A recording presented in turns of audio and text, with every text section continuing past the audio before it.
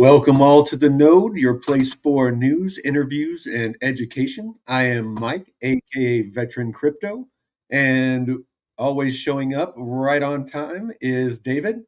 How's it going, brother? I'm doing well, Mike. Your beard, brother. Where'd it go? It's summertime, man. It's time to clean up. We got our little get together coming up, and it's the warmer it gets, it starts to be too much. So yeah, I had to trim it down. I had to trim it down. Simmer down now. Yeah, yeah. And me and Jay have been talking. We're actually going to be doing some pretty intense workouts. So having a sweater on my face is not cohesive with that. So That makes sense. so anyway, let's go ahead and jump on into the socials. So let's add you here. All right. So as you can see, we have our YouTube channel. If you want to join the chat, the conversation with Lou and Jay, I almost said Jelly, Jay and Ellie,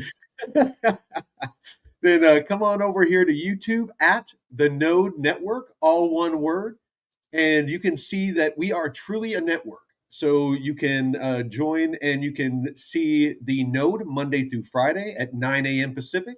You can see Crypto and Chill Tuesday and Friday at 5 p.m.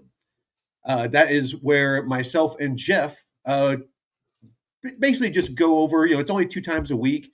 So we just kind of, relax, maybe have a drink, smoke it if you got it. And we just talk about whatever. It really is just, it's more chill than crypto. But we talk about the high points about crypto and just kind of bounce back and forth. It's just a great way for me and Jeff to hang out. Jeff's such a great person.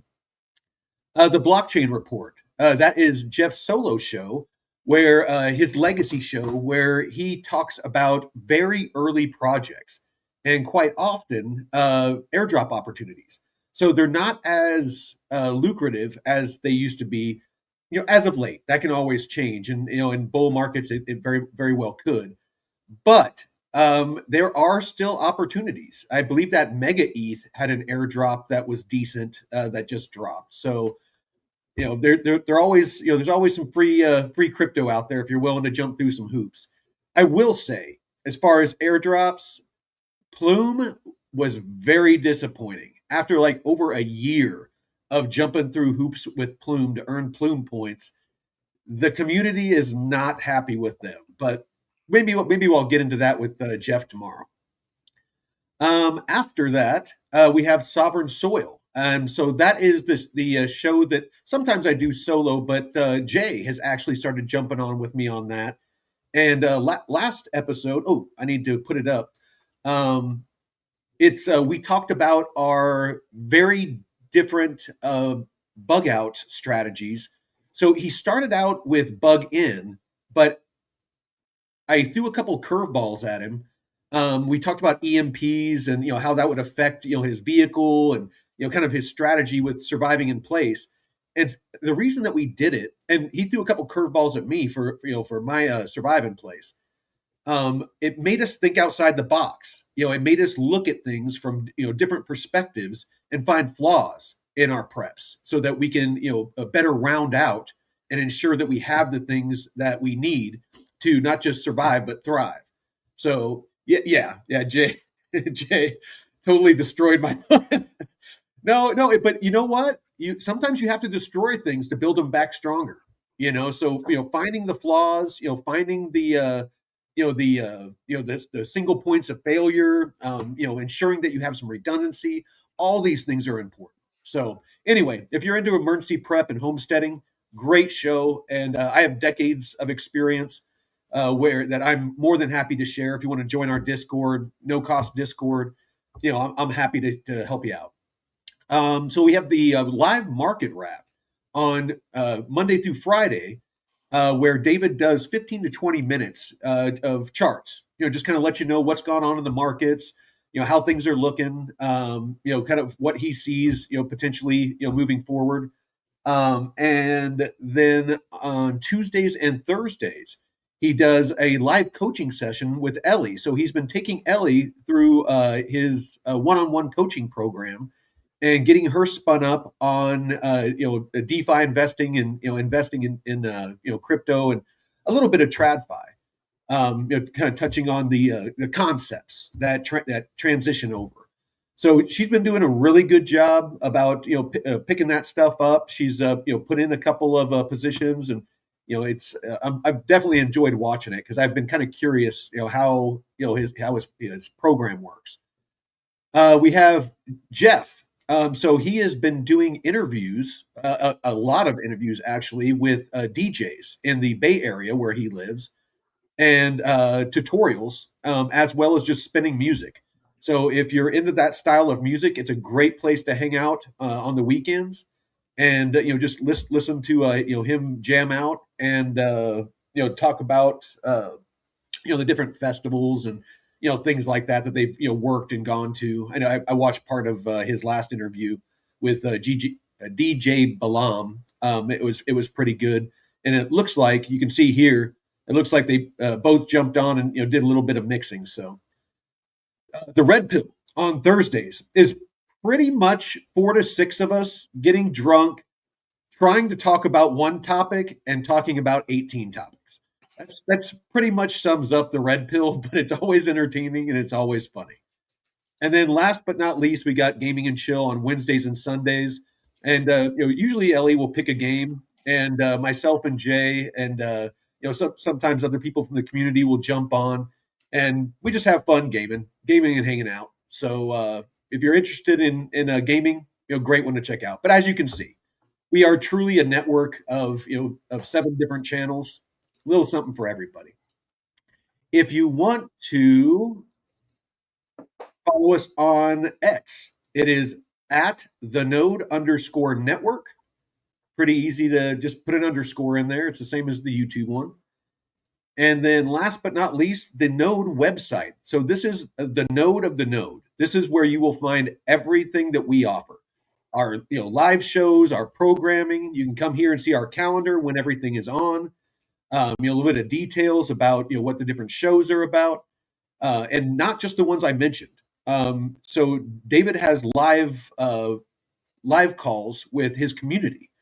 So if you're looking for mentors, if you're looking for somebody to help you avoid a lot of the starter mistakes, the costly education of of making mistakes like sending crypto to the wrong address and things like that, this is a great place to get in.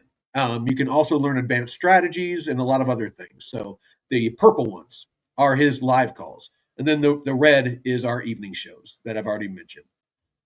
You have your courses. This is our no-cost DeFi and crypto education. So many channels out there, they have things like this, but they charge for them. Here at the Node, we simply just want to give you entry-level education at no cost. If you want to level up to the next level, if you want to get to where you're an advanced DeFi investor, you want to do advanced strategies, things like that. Yes, we have paid services. Oh, I got some deer running by.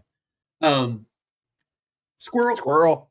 So, if you want to learn those advanced strategies, if you want to, accelerate your education, if you want to, find a mentor, yes, we do have paid services for that. But to get in, to get knowledgeable, to get up to speed, we offer plenty of no cost. If you want to join the community, you got, again, DeFi University, and you can join our Discord at no cost. Coaching. This is the one-on-one coaching that I was just talking about. And the newsletter. So as you can see, you can get a free, I almost said it, you can get a no-cost sample, and you put it in here, and you do a preview. It will very quickly generate it. This is AI generated, and you pick the assets. That's the key. Whatever your portfolio looks like, stocks, commodities, crypto, you pick them, and it will generate your custom newsletter for those assets that you chose. And the cool thing is you can come down here and it will give you all the data that you need. So what would have taken you an hour or more to go out there on the interwebs and find, you can get your snapshot, you can get your ranges, as far as what your support and resistance levels are. you want to get into liquidity pools, your on-chain data, the flows, kind of where the liquidity is flowing to, derivatives, catalysts, the big story. So, what are the top trending stories? What are the hot stories right now? The quick hits, if you just kind of want to know, what's going on in a nutshell, and the node take. So this is what we see going on in the markets right now. What we see happening in the next 12 hours, the next 24 hours, and the next 72 hours. So again, this is something, and it's $20 a month, so 66 cents a day roughly. And I know that an hour of my time is worth more than 60 cents, 66 cents. So, this is definitely something that we're going to be launching soon. David's fine tuning it now, and we should have it out here soon. And then, David is almost done dialing in some merch for the store. So, thermoses, t-shirts, hoodies, hats, beanies, all that stuff. We'll be launching that soon. And he does already have some books. So if you want paperback versions of his mindset courses, which is important to establish that foundation, because if you don't have the mental discipline and to get into investing, you're gonna get wrecked. You cannot allow emotions. You can't allow FOMO and FUD, and you need to have a plan, and you need to stick to your plan unless you're presented with new data. You have to be very analytical about how you invest. So we always, here at the Node, we always start with mindset. So David, is there anything that you want to add to that? Well, all of the merch, the way that I built it out, it was kind of interesting. It's not like I went in and manually designed a bunch of logos and then decided, okay, well, now I've got to figure out which items to put those logos on. I designed all of the merch all in Cursor, and I used Google's APIs on Google Cloud, along with the APIs for the back end of this that Printify, so for print on demand stuff. And so I was able to programmatically create like 100 different designs. And I put together that little website that I shared with you guys, where it's like all of the designs are right there on the screen, and you just kind of, we can pick which ones we like best. Mhm. So I thought that was pretty cool, and probably end up having to go through another iteration of that, but it's coming together. It's coming together. I got the newsletter up, so I'm right now just testing the newsletter. And so every day in the morning and in the afternoon, I get a copy of the pre-market brief and the post-market wrap. So that's the newsletter. So it's actually working. It really just needs like a little bit of polishing, and then it'll be ready to rock and roll. And then I think, outside of that, Mike, I'm ready to hop into some news. Nice. Well, Mr. Zimmy, Boker Tov to you too, sir. Good morning. All right, so let's get into some news stories. So the broader market is currently navigating a higher for longer interest rate environment, with markets pricing in limited rate cuts for the remainder of 2026. However, institutional accumulation remains a dominant theme. So it looks like Bitcoin's hovering around the 78K mark. It rose about 2.41% over the weekend. And looks like analysts are watching this 80K psychological barrier to see if it turns to support or if it remains resistance. Altcoin momentum. Solana and Ethereum both saw gains over the weekend, and it looks, I've never heard of it, but Lumia was a top weekend gainer, surging 37% or 22%, and then NF Prompt, never heard of it, surged 37%. So might be something to look into. I've never heard of those. Yeah, well, I mean, here's the thing though, Mike. If we've got, if interest rates are going to stay higher for longer because inflation is picking back up again. So if inflation, it looks like it might print a four handle. So 4 point something percent, like the official inflation rate could be around 4 point something percent.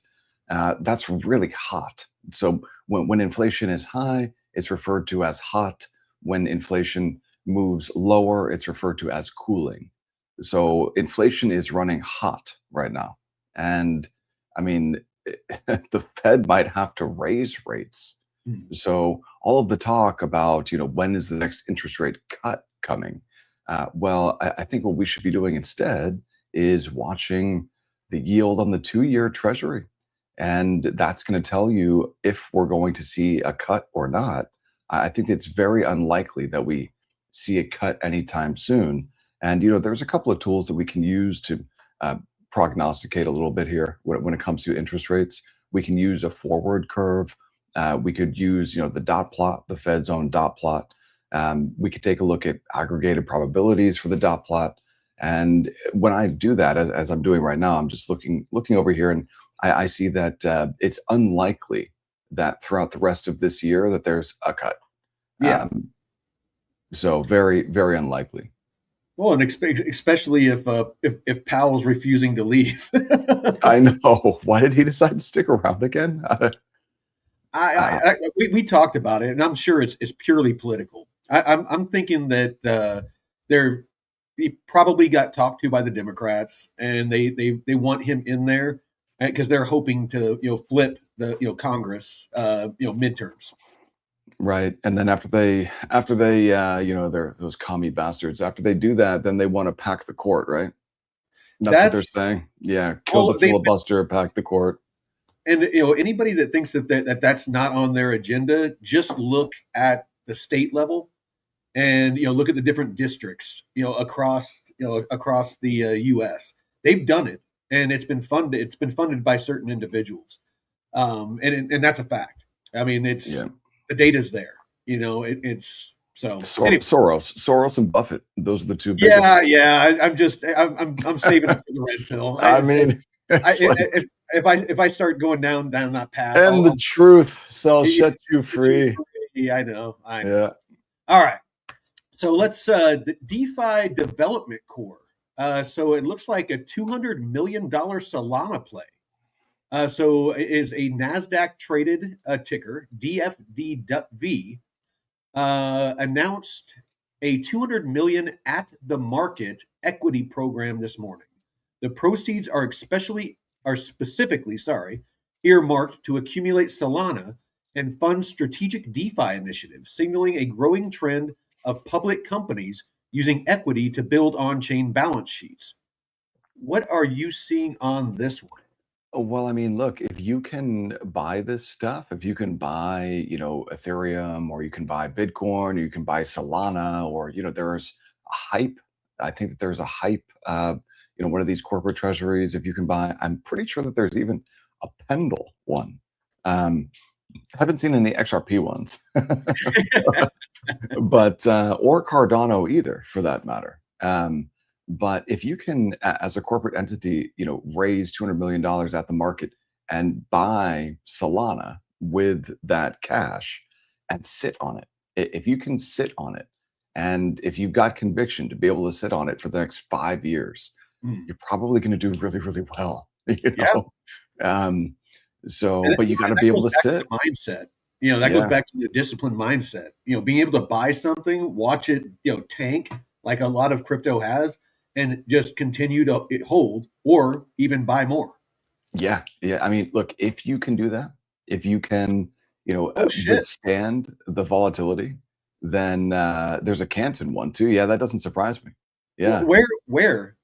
I don't know which business. I think actually many of them, many of the super validators. DSI, could you put that in the chat? Because I'd be interested. Yeah, so I think it's got to be one of those super validators, right? I would guess. Well, this is a little bit about DeFi Development Core. It looks like, in addition to staking Sol, DeFi Development Core operates its own validator infrastructure, generating staking rewards and fees from their delegated stake. The company is also engaged across DeFi opportunities and continues to explore. The company is also an AI-powered online platform that connects the commercial real estate industry by providing value-add services. The software subscriptions to multifamily and commercial property professionals as the company connects the increasingly complex ecosystem that stakeholders have to manage. So potentially with DeFi, with Solana, with real estate, commercial, and multifamily, I could see them getting into tokenized real estate That potentially. that could be interesting. Yeah, Especially if it's built in a permissionless way. You see, that's what I love about the DeFi on Bitcoin is the fact that it's so permissionless, and you don't have to ask permission of anyone to be able to do what it is that you want with your money. But what we really need is the ability to like list your property, take your piece of real estate and list it for sale on a completely permissionless DeFi protocol. And that way you could sell it if you wanted to, you could borrow against it if you wanted to. Maybe you and a bunch of other friends could get together and buy a piece of real estate, and do it completely permissionlessly through a DeFi protocol. That would be number one. It would eliminate all of the middlemen. So all of those banks that you would need to use as intermediaries now, all of the government agencies that you need to ask for permission and pay, some type of extortionary tax to now, it would eliminate all of that. And so if you could hop on a website, list your real estate, buy some real estate, borrow against real estate, all permissionlessly, that's where I think that we're headed. dude, that I mean, I can't express how beautiful, what a beautiful thing that would be. Not having to be able to debank yourself from the not just predatory, but just the draconian freaking banking system when it comes to trying to access the liquidity that is Liquidity. basically held prisoner. I mean, it's like I know that I have a couple of properties that I would love to tap into the liquidity, but without going to a bank, I can't. And there's certain aspects that I just don't want to expose myself to, and and it's just I'm not going to do it. But I would love to just tap into liquidity to do property improvements. Me and Jay are talking about uh, like building a gym, and building I've talked about building a greenhouse, hydroelectric. I'm wanting to add hydroelectric. Not that I need a loan for that, but I want to add a shop. There's certain things I want to add, and that was kind of what I got into crypto for. Five plus years ago, is I was hoping that this last bull run that we were supposed to have, I know. a little more epic, and I could have pulled some profits and would have had plenty of money to do all those things. But again, I'm staying disciplined. I'm staying invested. I'm investing more because I see where this industry is going. Mike, Okay. I agree with you, man, 100%. And so that's what I was talking to Ellie about. Like I never really did talk to Ellie outside of just the Tuesday and Thursday show, but like for the first time talking to her the other day about like what it would actually be like to live on a homestead like that. Yeah. With like a bunch of like groups of families and like Like-minded how people. how that would work. And so we were chatting about that, and you know that's why I'm so interested to meet all you guys out there Well, dude, because like I'm excited because I very much so, I mean, so far everyone seems so cool. Jeff, you, Jay, Ellie. I would love to. I mean, even if everybody wasn't here full time, if everybody just had a little place, we had a little community, and people just popped in and out whenever they felt like it. That would be awesome because then you can travel, and know that you have a homestead. You have a place to come back to where you have chickens. You have a garden.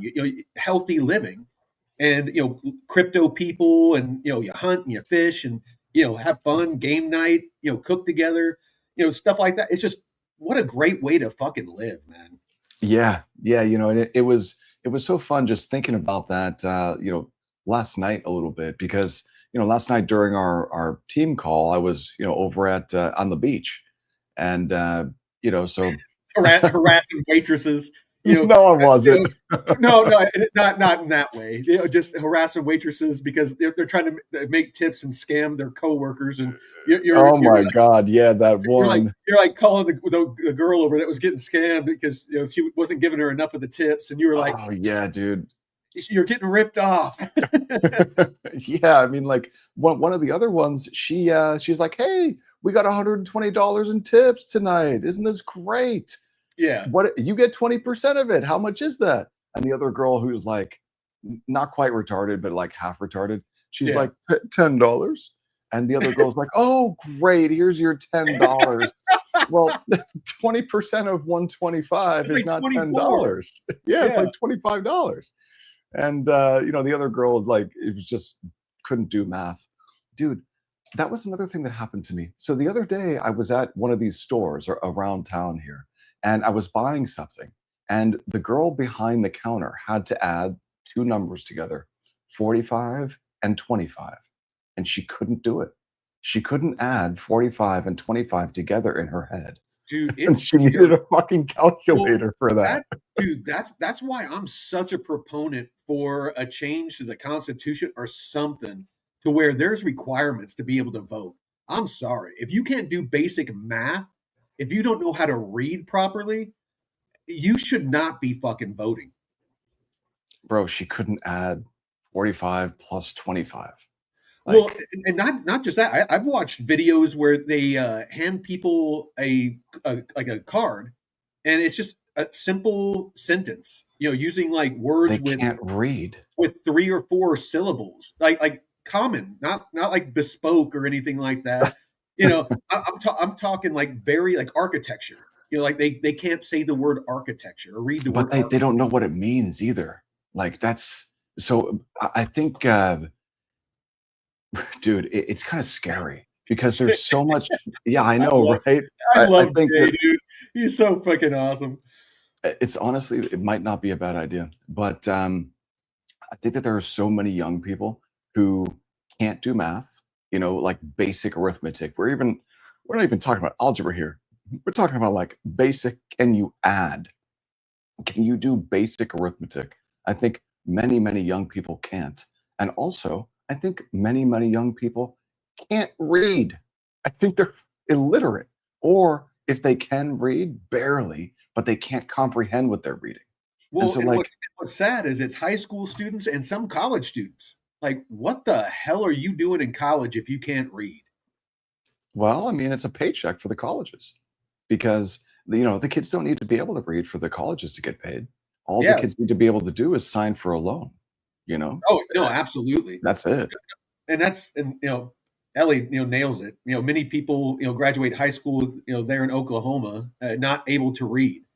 It's insane to me. Like, how the hell are you graduating high school if you cannot freaking read? Because they can't keep them there forever. It's like you age out.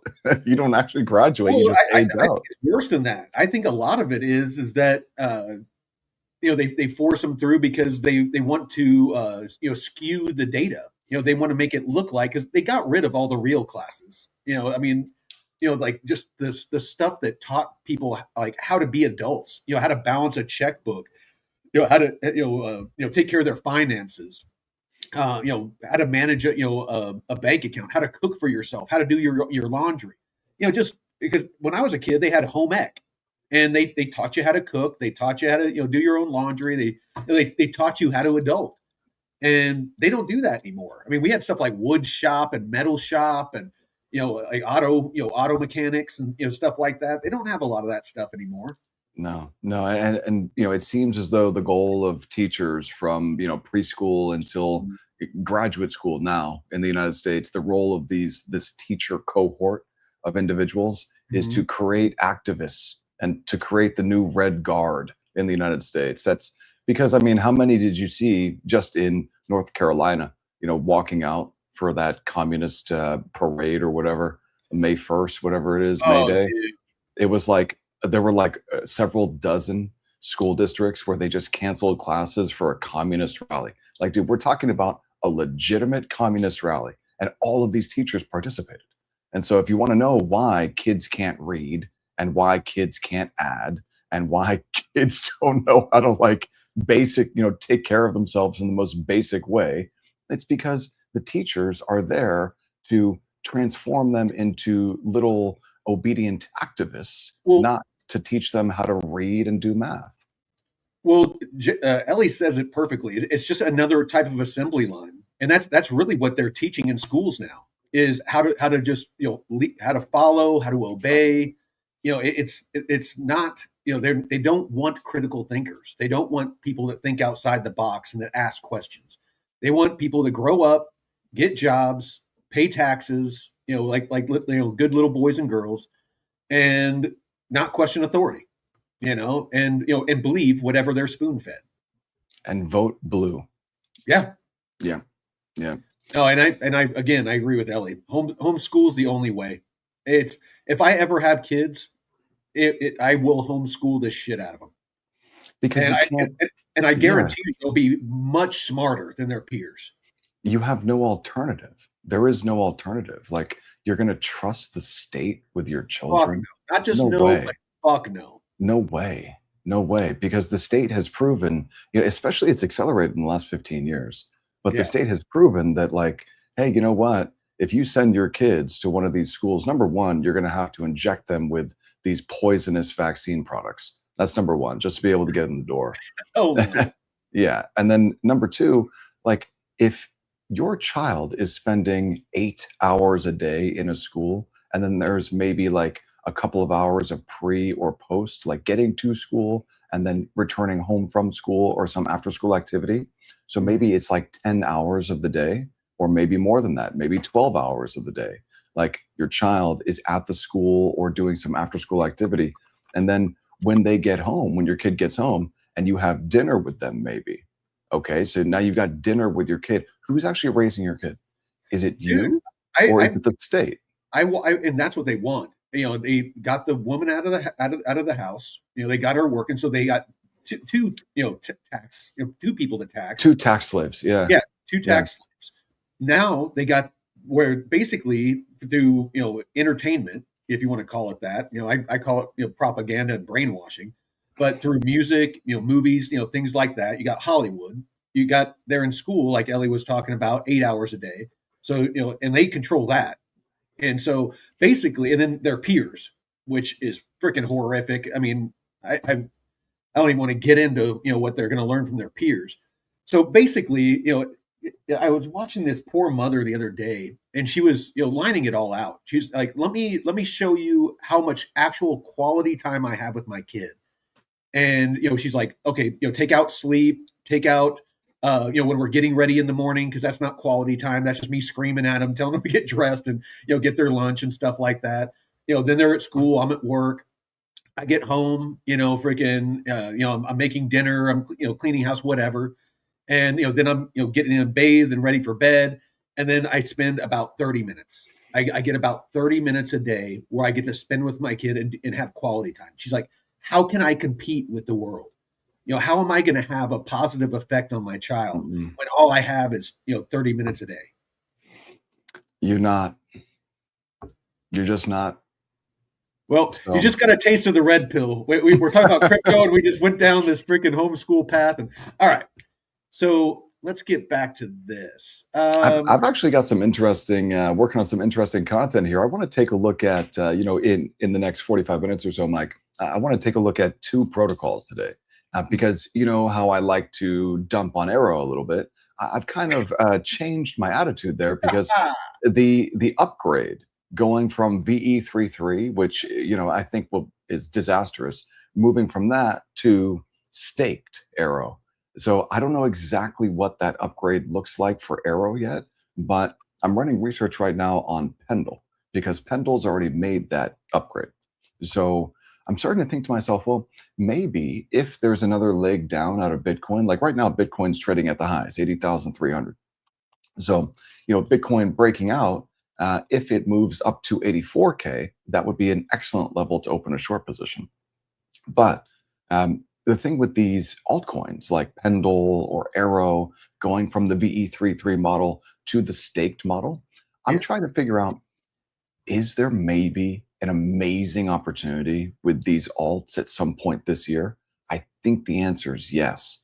And so I want to learn as much as I possibly can about these tokens because, hey, what if it turns out that Arrow, after that upgrade, goes from, 20, 40 cents to like $4, or like over the next 5 years, $40. You know what I mean? Like, and earning yield on it, it could Oh, dude, be trust me. great.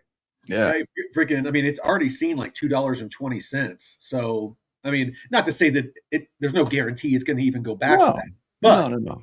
but as this market grows, the aerodrome product ecosystem has grown a lot since then. In July, this new platform and the functionality, the mechanics of it, being a true hub of liquidity for DApps, AI generated DApps that you don't need to be a AI agents, AI agents, right? institutional pools, Right. a lot of automations. It's going to be, if they pull it off, if they pull it off, Right. this could be huge. And I think it could. I'm willing to roll the dice on it because my average entry on it's like 30 cents or 32 cents. And, and I've already harvested a bunch of yield, to buy into other projects and still have a very good amount. So I was doing the math the other day and, just to kind of get an idea, dude, at $5, I'd be, just with what I'm earning currently per week on the epochs, which is going away, but hopefully Right. the amount that I earn stays the same. I'd be making about $5,000 a month, just Great. off of yield. That's awesome. See, that's what we all need to be able to get to. Yeah. And the only way that you can really get to that is you got to be willing to buy in a bear. Like, this is the time when you've got to be thinking about buying if you don't already own something.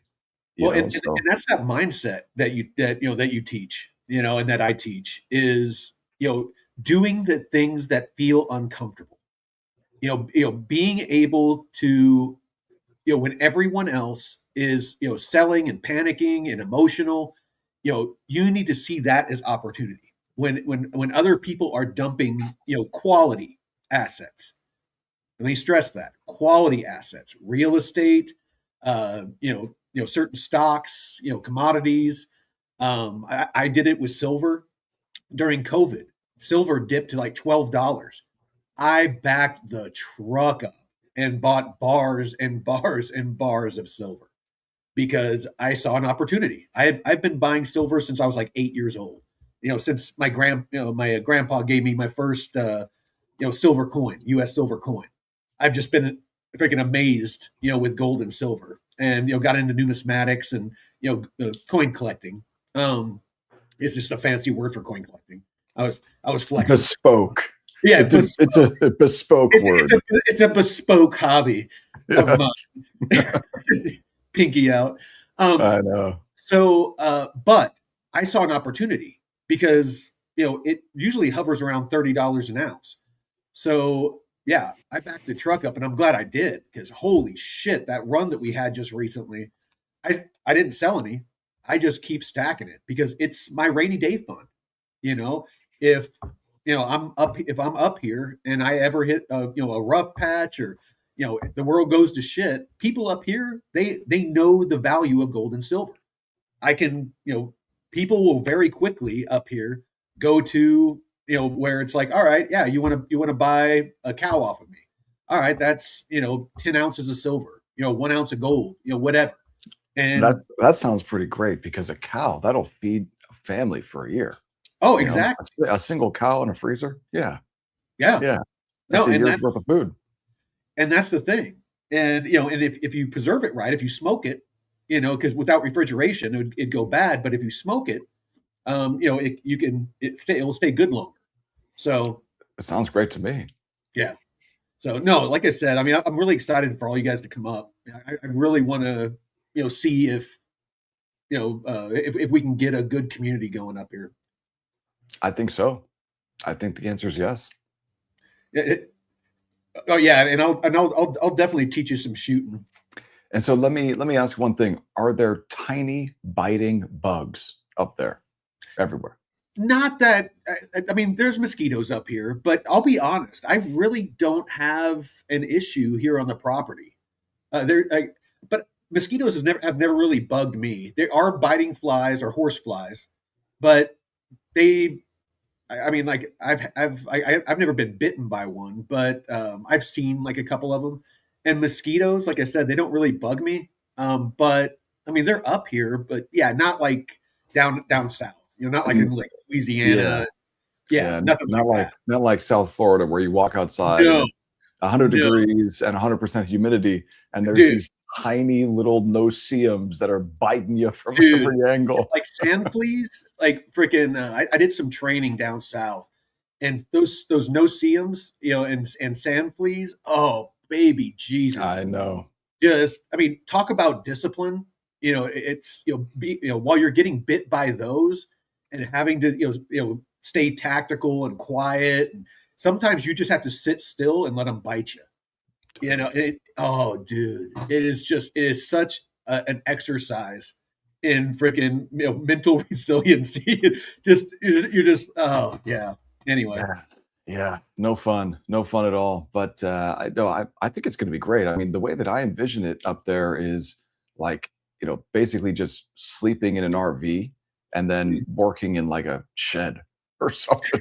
Like basically just like a shed, you know? no, no, And no. throw a desk in there. I'm just thinking, I'll throw a Yeah, desk in a shed and I'm good, man. no, if you end up coming up here, we'll throw like some kitchen cabinets in there because I've gutted it all out, like renovated most of it. It has like a new floor in, and painted the inside, and it's all nice and clean in there. But I've been waiting to do the cabinets and stuff until I kind of figured out exactly what I want to do. But we can finish out the kitchen, so you could have like a fridge out there. You could have a like a full kitchen with like a coffee station, and then there's like a living room where the second bed is, that the couch turns into a bed, and then we could put like a workstation there to where you could have like a couple of stools that you could put a laptop if you wanted, and a couple of monitors. We could mount them in there, and then could double, like down below it you could have like a TV, so you have like a little living room. So then Yeah, it's man. just cool to have your own space, you know what I mean? And Exactly. then the back, there's a bathroom that we could finish out, so you could have like your own shower and toilet and sink and all that stuff. Yeah, it really so what Jay's saying in the chat here, it really doesn't take much, like basically it's just like, okay, I got like a bed and Yeah, a desk and like, okay, great. I'm good, you dude, know? in my 20s, my apartment, my furniture was like couches that I got at like swap meets, and my entertainment center was center blocks and milk crates with like 2 by 12s for shelves. It cost me like a total of like $20 or something. It was, it's guys really don't like if you're focused on just becoming a better version of yourself, and you're not trying to like impress anyone, or women or anything like that. Guys don't need a lot. It's and honestly, kind of the less you have, that usually the more successful you can become. If you Yeah. eliminate those distractions. It's just it's a lot easier when all you have to focus on is right there in front of you. Like for me anyway, I focus on the node and DeFi U, Yeah. and that's what I do during the week, all day, every day. So Well, um we could even build a little pavilion or a gazebo just right out here, like in between the cabin and the creek, and have a little workstation out there, or a little office. We could freaking glass it in, and then you can just sit there and let the breeze come through and listen to the that'd be birds. perfect. That'd be Yeah, perfect. Yeah. we need a studio. If everybody comes up here, we need a studio. I think a studio would be awesome. We could make it on the cheap too. You basically Oh just yeah, build like, a small little building, tiny little building, right? dude, we could drop a shipping container, cut the sides out of it, and then just order custom windows that would just weld in, and it'd just be glass all the way around.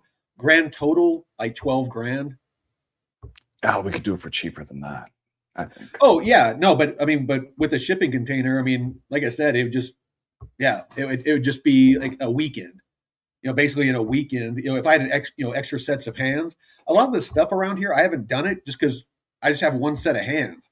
And if you're trying to like hold something heavy with one hand, and then you're trying to reach for like a hammer, or Impossible.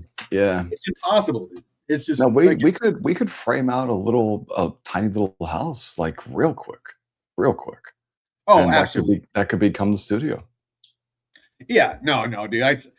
I know all kinds of different ways we can build stuff out, but yeah. Anyway, we can talk about that. All right. So Orbs launches an AI native trading interface in a significant move for AI fi. Orbs has launched Spot, the first DeFi trading interface built natively for AI agents. This protocol allows autonomous agents to execute on chain swaps and liquidity provision. This is something that is getting launched on the new Arrow as well. Um, let's see, and liquidity provision without human intervention, marking a shift toward automated agentic DeFi ecosystems. Hmm. That is, I think, probably going to be one of these massive markets in the future. The creator economy is a massive market. Did you realize, Mike, that the creator economy is a $250 billion a year economy? So, What is the creator economy? that's what we're doing. Streaming and creating Oh, content for other people on social media. This type of stuff. But that agentic economy, I think it's probably going to be much, much bigger. And, just think about it this way. If every human has a team of bots that work for them in some way, and many of these bots have wallets and they can swap assets back and forth and generate a profit for, I guess you would say, their owner, the human who controls those agents. I think that we're going to see more and more protocols like Orbs pop up and probably become very successful, some of them, especially the ones that are plugged into, a protocol like Aerodrome, let's say, or maybe a protocol like Pendle. But this Orbs protocol, it's a layer three. It's designed to enhance, the existing layer one and layer two chains like, Ethereum, Polygon, the Ton chain. It's kind of like a backend that runs on top of these chains to provide more advanced features. So this is kind of interesting to me. I prefer the agents that exist natively on the chains rather than some type of layer three. Whenever I see layer three, it always makes me want to ask myself, is this permissionless? Who actually owns this? Do you own the keys for this? Stuff like that.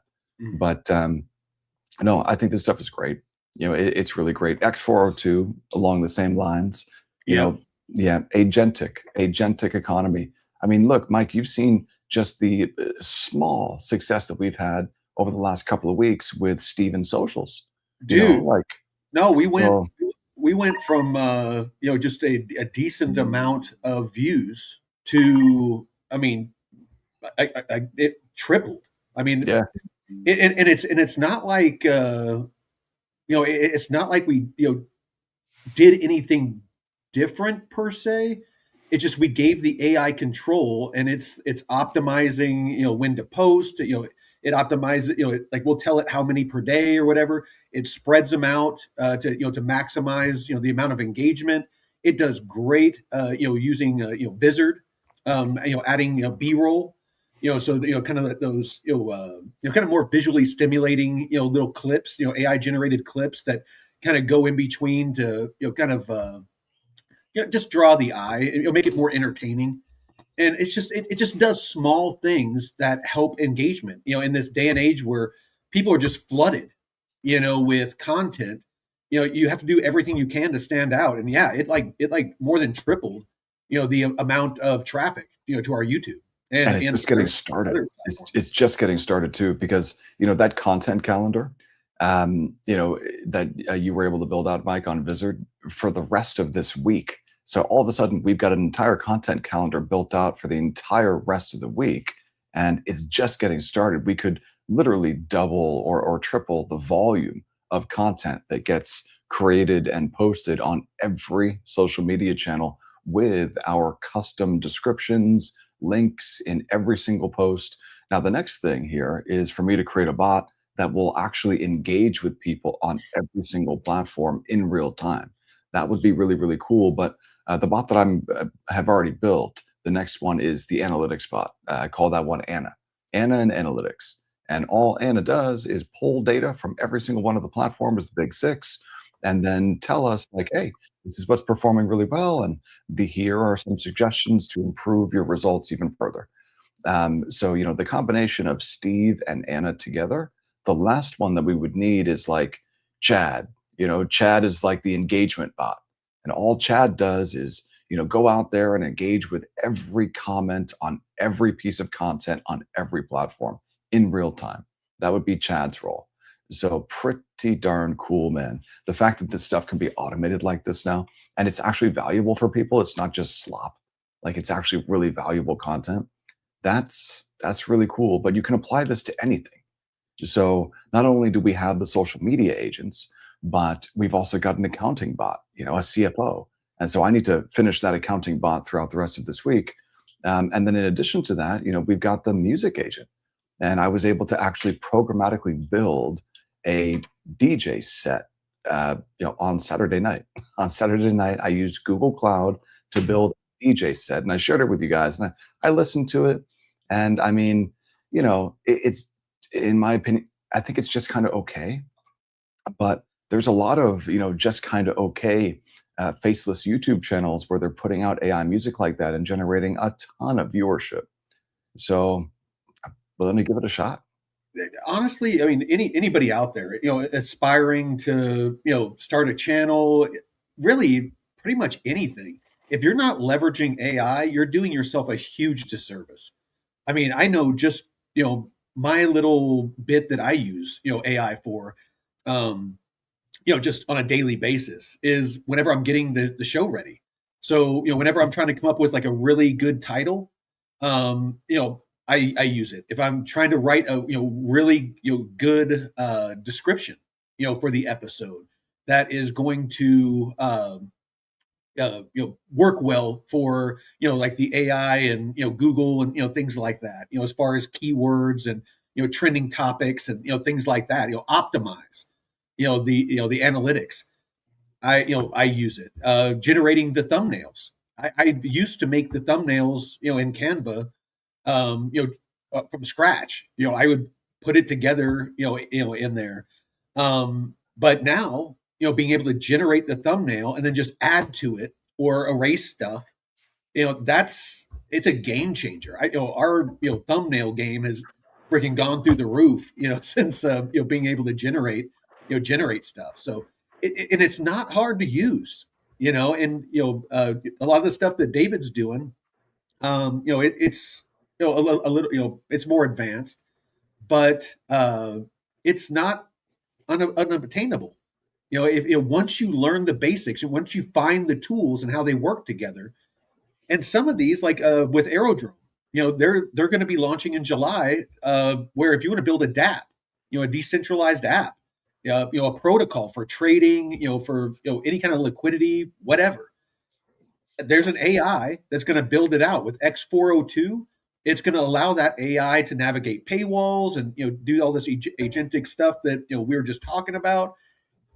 And for the most part, you just tell it what you want, and it will make it. So you see in the chat what DSI is asking there. Do you think that AI are so powerful to not be slop anymore? So yes, the answer is yes, but you have to be able to build the right type of agent. And so the one that had worked really well for us is Hermes. So I initially built out OpenClaw agents, and for the first 3 weeks, running those OpenClaw agents on Google Cloud hardware, number one, they didn't work. Number two, they were very heavy, and number three, they were very expensive. And so when I migrated from OpenClaw to Hermes, the costs to run the agents got cut by 98%, literally. Okay. So number one, it's very, very cheap to run these agents. And number two, if you're looking for an agent that's going to engage in comments and sound like a human and actually provide valuable comments to other people who have engaged with your content, then it's called Honcho. So Honcho is like the thing built into Hermes that provides really, really good speech type output. So it sounds kind of like you're talking to a human. So it's pretty cool. Hey, over on shout out to Arena. Wispy's over there. He says Anna is David's AI girlfriend. Anna doesn't work yet. So, yeah. and Anna's broken. She's sending me errors. Oh, damn Anna. I know. But yeah, right. man, what else is going on in news? I want to grab some more coffee, and I've got not quite yet. Those pieces of content are not quite ready yet. Maybe Well, we got another about 2 5 minutes before we start getting into that. So we'll keep talking about the news until you let me know that those are ready. But go grab some coffee. Coffee. Coffee. All right. So TradFi crypto convergence. So this is something that we've been talking about here for quite some time. I know even back with DeFi crypto and airdrops, me and Jeff. I think the writing was on the wall. Anybody that didn't see it wasn't paying attention. Institutions are taking this over. I think there's always going to be that that fringe DeFi, true decentralized degen DeFi, but for the most part, TradFi is taking this over while everyone else is getting shook out and selling their bags. TradFi institutions, they're buying it up. Look at the data. Don't believe me? Look at the data. They're buying and they're building. And they are trying to keep the price down as long as possible so that they can buy up key projects. We just talked about one where they're buying up Solana. There's strategy. They're buying up Bitcoin. I forget the one guy buying up ETH.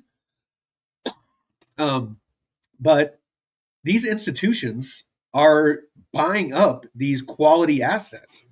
And Tom Lee, BitMine, the guy. Yeah. Thank you. They're buying up these quality assets. A lot of the shit that's out there, they're not buying that up. It's not like they're buying up everything. But you need to watch what they do, not what they say. Because if you were around back when Jamie Dimon and all of them were talking about Bitcoin being a pet rock, and it was garbage. And then they turned around and bought it.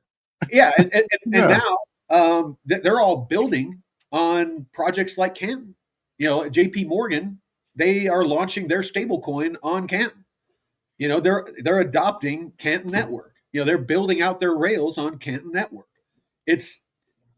You cannot listen to what they say. You have to watch what they do, because they aren't going to give you, and that's why I don't watch a lot of mainstream finance shows, is I honestly think that they're a psyop like the rest of media.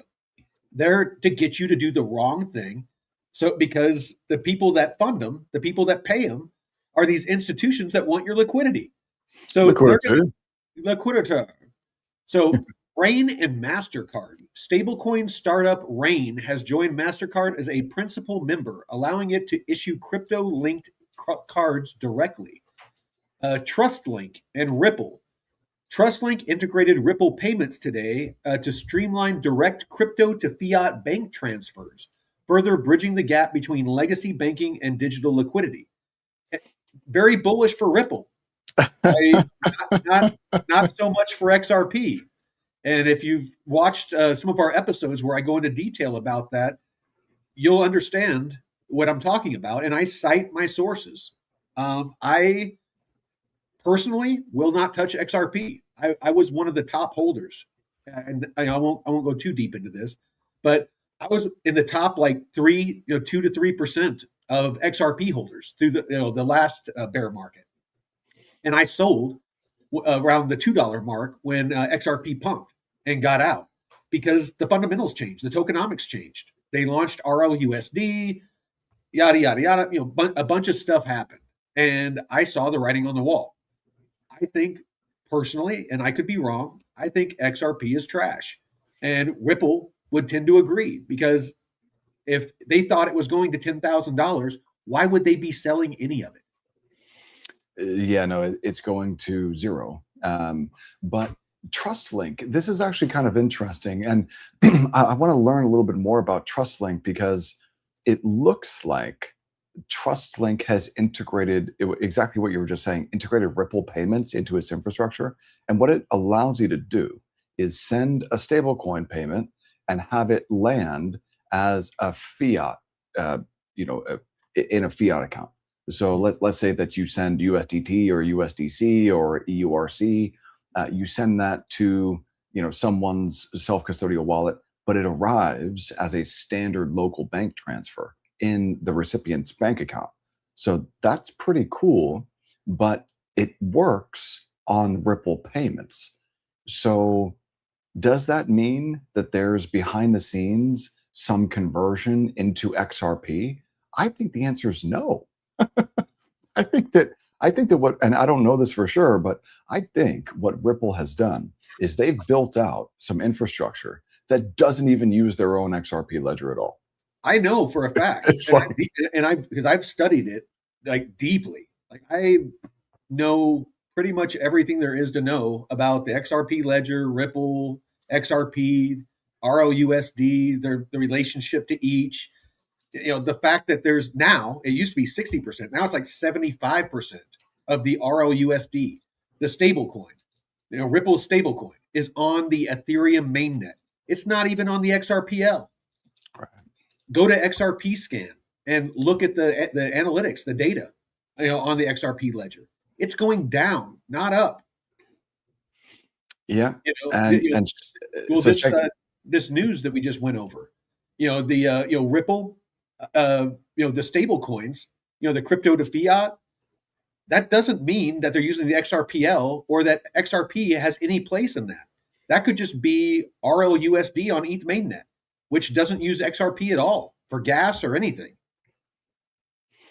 So it looks like the XRP token in the Trust Link integration is not used as a bridge currency for transactions.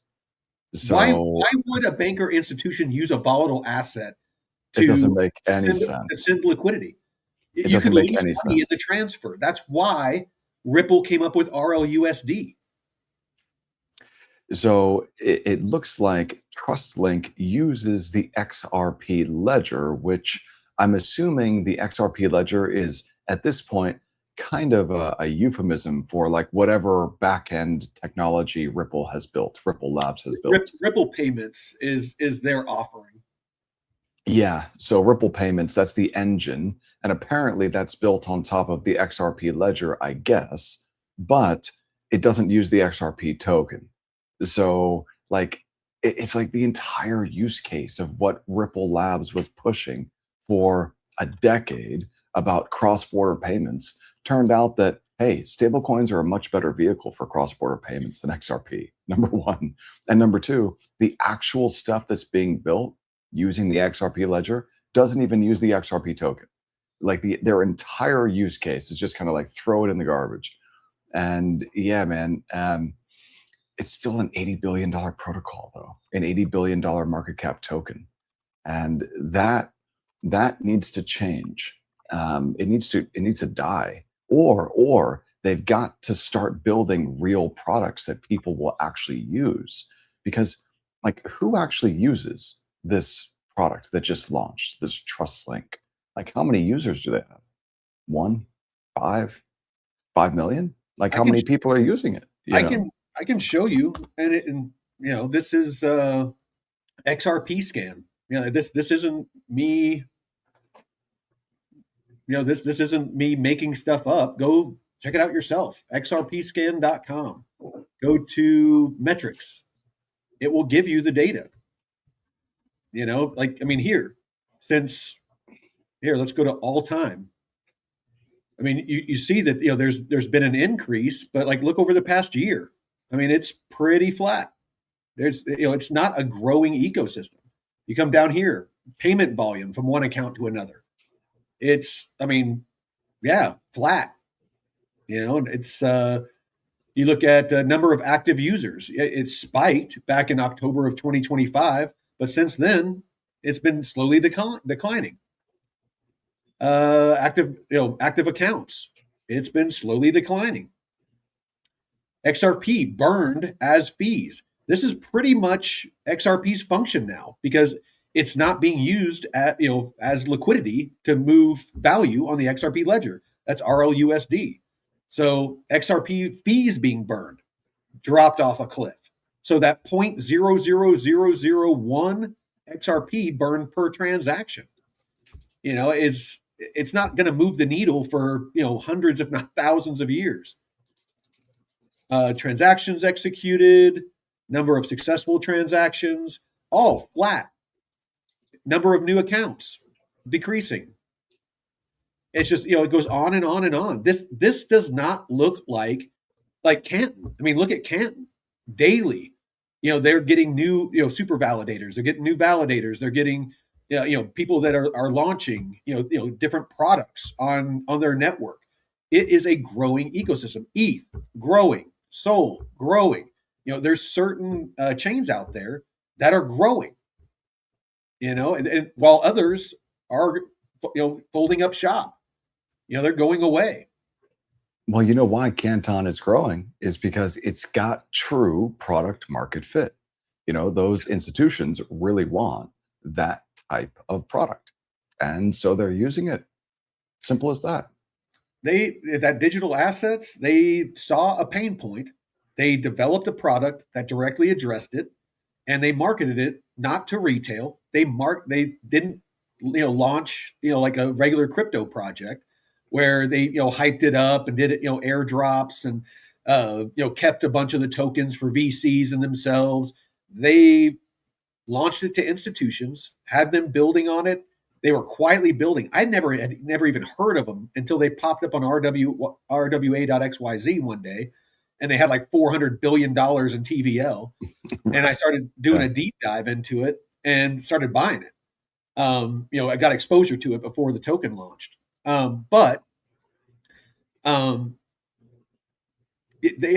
It's been doing nothing but grow ever since. And they didn't keep any tokens for themselves or initial investors. 100% of the tokens, it was a fair launch. 100% of the tokens went out to retail, where whoever could buy them on the market. It was one of the fairest launches that I've seen. And they've also been upgrading their tokenomics too. So that equilibrium that they're trying to reach, they've been upgrading the tokenomics so that they can get there more quickly. And eventually that could mean lift off for the token price, because there's just so could. No one's got a crystal ball. We don't know, and no, it's impossible to predict the future, right? We're very realistic here, and that's me and David are eye to eye on this. We don't hype. We're not. There's no guarantees in this market. We're early. We like to keep things grounded here, so we use could, might, if quite a bit. So sorry, go ahead. So check this out, Mike. This is kind of interesting. One thing that could present a problem for markets is this chart. This chart could present a real problem for markets. Now, what in the world is this chart? Well, what am I showing here? Well, this is the 2-year Treasury note futures contract, and it's inverted. So this is what the contract looks like normally. And remember, the yield is inverse. It's the inverse of the price. So these move inversely to one another. So if I just invert the chart, then we can get a good idea of what the yield on the 2-year Treasury, I think it's a bill, the 2-year Treasury bill looks like. So this here is not good for markets. Now, why? Why is this breakout not good for markets? Well, because the Fed follows the 2-year, the yield on the 2-year. That Fed funds rate tracks this. So if this is breaking out and pushing up, it means inflation expectations are pushing up, which means we're not getting any rate cuts anytime soon. And crypto will not like that one bit. So, don't mistake, the Bitcoin price pushing higher over the last couple of weeks here as the S&P has just been on a tear. Don't mistake this for the start of the next bull, because markets are forward-looking mechanisms. So if Bitcoin rallies up to its 200-day moving average, that would be a pretty poor performance compared to what just holding the S&P 500 has done, which is like basically just like a rocket ship over the same period of time. So if we don't get rate cuts over the next year, and in fact, we start to get hikes instead, well, those hikes that would crush the market rally, that would crush equities. And what would that likely do to crypto? Well, I don't think that no one in crypto is going to be, going buy if rates are being pushed higher. So, yeah, when I see the 2 year yield on the 2 year breaking out like this and actually starting to push to the upside, it just makes me think like, well, over the next couple of months, maybe the next 6, 8 months throughout the rest of this bear market in Bitcoin, maybe this is the catalyst that, sends stocks a little bit lower. Inflation, that could be the catalyst. And, why are we getting this, bout of inflation again? Well, probably because the price of energy has gone straight up. So if energy is much more expensive with crude oil sitting at 106 today, so if energy is more expensive here, then that's going to put pressure on inflation. And if you've also got a Federal Reserve that is monetizing, federal government deficit spending, then that increases USM2. That is literally the driver of inflation, money supply expansion. So if you've got more expensive energy and the Fed monetizing deficit spending, and you've also got, interest rates that look like they're about to pop a little bit higher, that's definitely something that we need to continue to watch, because that could break this rally. This rally out of the S&P, this has been a historic rally. But if rates suddenly push sharply higher, that would break the rally. So if we just take a look at yields on the 10-year, 4.44% today, up 1.44% on the day.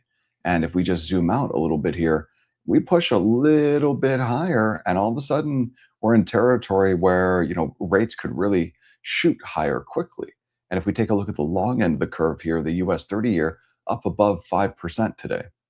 So for anyone who wants to buy real estate, buy a house, and wants to borrow from a bank to do that, good luck. You better come in with, a large down payment, because if you're borrowing hundreds of thousands or millions of dollars from a bank, even with perfect credit, you're paying 7%, something like that. So that means that your purchasing power is much lower.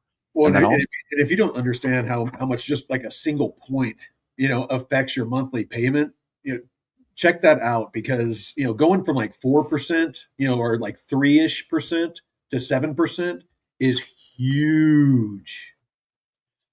Yeah, it is. It is. And it basically like cuts your buying power in half. Yeah. So yeah, just, interest rates are important here. And this is, looking at the long end pushing higher, and looking at the belly of the curve pushing higher. That's the 10-year. And then looking at the very front, this is the 2-year. If we invert this, this is the important one, because this is what the Fed funds rate tracks. So if this thing is pushing up, well, then if I take a look at FedWatch and I take a look at the aggregated probabilities of a cut, well, it tells me, hey, we're at 350 to 375. This is the current Fed funds rate. I think that it might actually go up, that we might get rate hikes instead of cuts. And so if there are rate hikes into a $40 trillion pile of debt, every one of those hikes on that massive debt pile creates even more interest payments that have to be basically funded by the Fed. So yeah, it's, when Lynn Alden says something like, there's no stopping this train, nothing stops this train. Well, it's because of this. If the Fed's tool is to adjust the Fed funds rate, but there's $40 trillion in debt, then if they push the rate up, then those payments that the federal government has to make on that debt, those payments go through the roof. And who ends up having to finance that deficit? It's the Federal Reserve itself. So the Fed, in trying to, control inflation, it's got, a rock, it's stuck in between a rock and a hard place. The Fed's got inflation that's ticking back up, but it's also got this massive debt burden that the federal government has. So if they push the Fed funds rate up, that it massively increases the interest rate payments, the interest payments on that debt pile. But if they do nothing, then inflation runs away to the upside.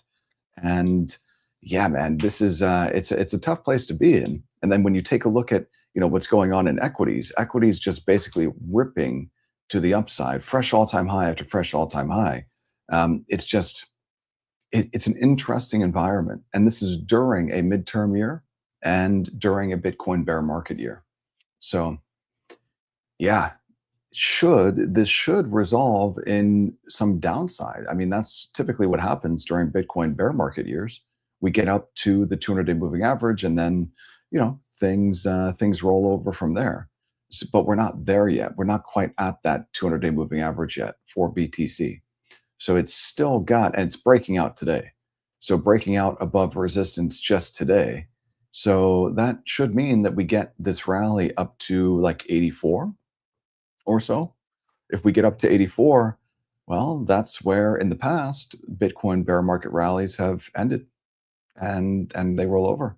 So that's kind of what I'm thinking about here is, does this rally just end up being another bear market rally that rolls over? Don't know. All right. How's that content coming along? We only got about 40 minutes left. Yeah, so I mean, there's two protocols that I want to take a look at. There's number one, I want to take a look here at Pendle, because this opportunity with the APY USD PT, this is pretty interesting to me. Looping this on Morpho for 78%. That is a pretty interesting opportunity, I gotta say. So here's the thing.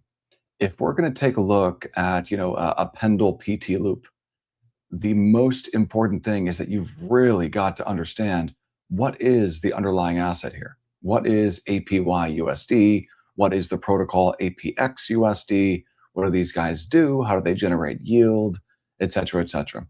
So if I'm taking, and now it's 85%, so if the borrow APY, the variable borrow declines, or the fixed yield that you earn on that PT increases, then all of a sudden you can do some pretty nice numbers just by looping this. So 85% looping APY on these stables is pretty cool. But we've also got to know, what is APYX? What is this protocol? What do these guys do? How do they generate yield, et cetera, et cetera? And so what I did is I put together some research here on the APYX finance protocol. And it looks to me, if we just take a look at this infographic just real quick, it looks to me, Mike, like what these guys do is they take, I'm pretty sure they're holding that that MicroStrategy product. I'm pretty sure that that's what they're holding. And if we take a look at the slide deck here, just want to see what this looks like. So let's see here. This is the slide deck for APYX. And this is some type of yield crisis. I'm not quite sure what this is referring to. Dividend-backed stablecoins. Okay, so what do we have here? We've got this APYX engine, and then you've got, TradFi corporate digital treasuries, and then you've got on-chain synthetic dollars. So that's APX USD. Okay, interesting. So APX USD is their synthetic dollar. Got it. So non-yielding, zero volatility, so static dollar peg target. Okay, so I want to take a look at how well that APX USD product has kept its peg. And so in order to do that, I need to hop on over here into Pendle, and then I want to click on specs.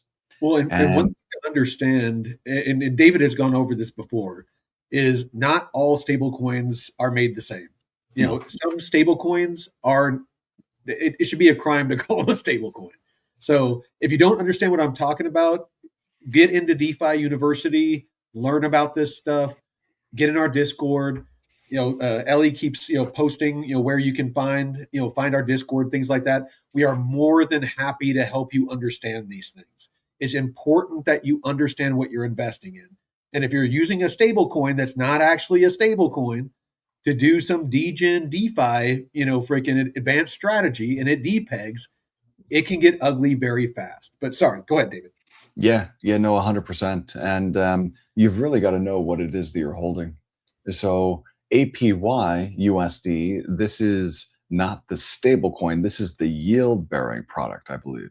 So what I'm looking for here is I need to go back on Pendle and I need to take a look at APX USD. So APX USD is the stable. I want to click here on specs, looking for underlying asset contract address. That's the one. And then I want to go ahead and hop on over here into Dex Screener. So what I'm showing here, this is APY USD. So APY USD is the yield bearing version, I believe. And I want to take a look instead at APX USD. So APX USD, this looks like a liquidity pool on Uniswap, 17 million in TVL, not bad. Okay. So let's just take a look at this thing. Wow, what an interesting pattern. I mean, look at that, that's kind of cool. No, it so is. why is it doing that? Well, it doesn't matter. I mean, the fact that it's, actually doing a really good job of keeping that peg. So APX USD in USDC terms, and this is a 1 hour. Okay, let me zoom out to a daily. And so from here on the daily, it looks like, I mean, this does a phenomenal job of keeping the peg. So here's one, and it trades for just a little bit above par, and it just keeps that peg. Amazing. Great. So now what we need to know is we need to learn more about, how not just APX USD, like what backs it, but we need to figure out how does it work within this ecosystem. So like, what is APY USD? It looks like what David means by back it is, and if you understand this, I apologize. I just want to make sure that everyone understands. For a stablecoin to be compliant with regulatory bodies in the U.S., most of Europe, and eventually everywhere, it's going to have to be backed by something.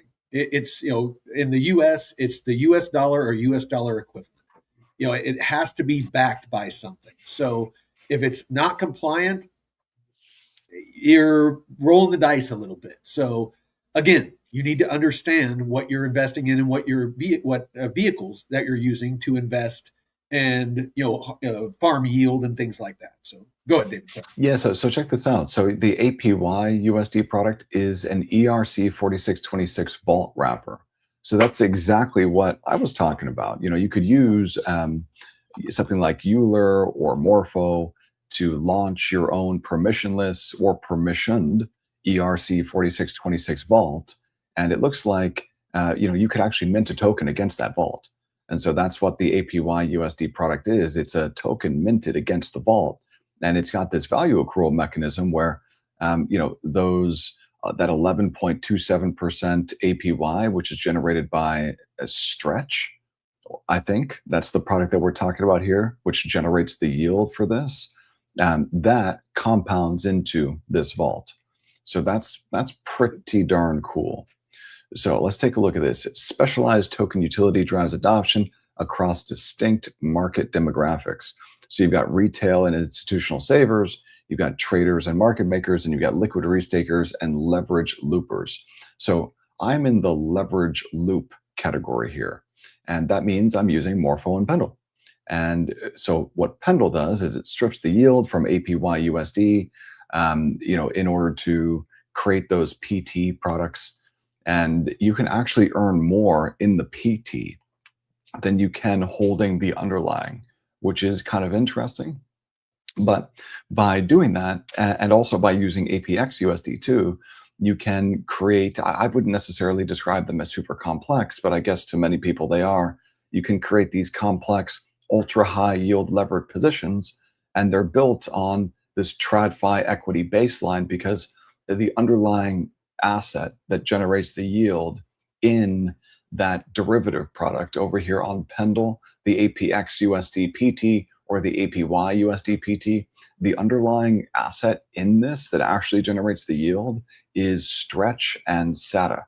And those are two MicroStrategy products. So they take TradFi yield and bring it on chain and minted APXUSD, a stable coin, against it, and APYUSD, the yield bearing stable coin, against it. So they minted stables against Stretch and SATA. And then these PTs are just derivatives on top of derivatives, basically. So like you've got, the original product itself, APXUSD and APYUSD, which is a derivative of that MicroStrategy TradFi product. And then on top of that, you've got the PTs, where Pendle strips the yield from APXUSD, well, from APYUSD, there is no yield on APXUSD. Notice, you see down here, the underlying APY is 0. So there's no yield on the stable, but the PT pays 14%. So that is pretty cool. And then you can loop these things. So if you want to loop, this is a stable that you're earning, what is it, 14% fixed on.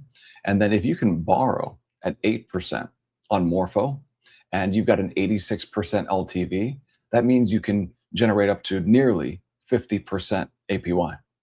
So imagine just 50% APY with a portion of your portfolio, and that's not bad. That's not bad during a bear market. I'll take that.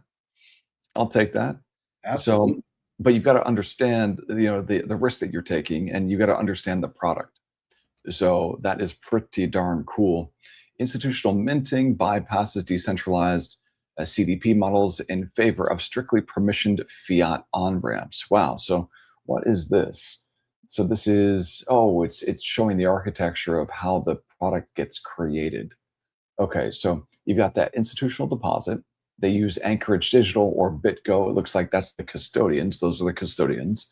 You've got administrative minting, and then you've got equity acquisition. Okay, now where's the on-chain part? Here it is. So they've got a 3 of 6 administrative safe wallet, and then you've got the minter contract, which mints the APXUSD against that ERC 4626 vault. So it says retail participants cannot mint. They must acquire APXUSD via secondary decentralized exchanges like Uniswap or Curve. Okay, got it. And then the yield engine. Okay, let's take a look at this. So off-chain yield injection, 17-day drip, non-rebasing appreciation, a linear vesting schedule. Okay. APYX tokenomics. Looks like captures excess balance sheet growth through direct revenue sharing. Okay, let's see here. Pendle, there's the PT, maximum incentive. So the PIPS program. What is this? A PIPS program. This is interesting.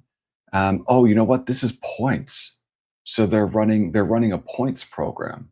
That's what this is. So if you're trading the YTs, or if you're in the LPs on Pendle, you're getting these big points multipliers, 32x, 24x. This one is just an APYX native commit.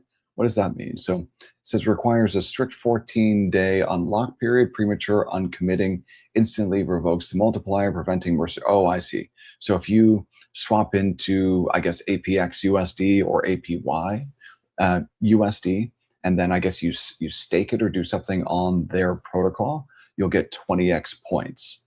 And I'm assuming they're called PIPS points. And then it looks like if you are an LP in the pool on Curve, you're going to earn 12x points. If you just hold the APX USD token, you get 10x points. And if you lock APY USD, the yield bearing version, you get only 1x points. So holding a YT, you see, here's the thing. This is an interesting thought experiment. So these YTs, they go to 0 at maturity. So if we're over here and we're taking a look at APX USD, it's got 44 days until maturity, and we take a look at the YT. If we're buying the YT, we're doing so on massive leverage. So if we say, hey, I want to buy, 100 APX USD, $100 of the YT, it's going to give me, 6,200 YTs. So there's actually quite a bit of price impact on that. If you're going to lose 2 percentage points just by swapping $100 into YTs, that's a lot. That's a lot of price impact there. Yeah. But what you're essentially saying is that you see right here it says earn minus 100% profit. So so over time, this is a wasting asset. So YTs at maturity. And you went over this last week. If people want an in-depth look at that, you'll watch our episode. I believe it was Thursday or Friday of last week. You talked about the YTs and how over time, up until the point where they fully mature, they basically bleed off to zero.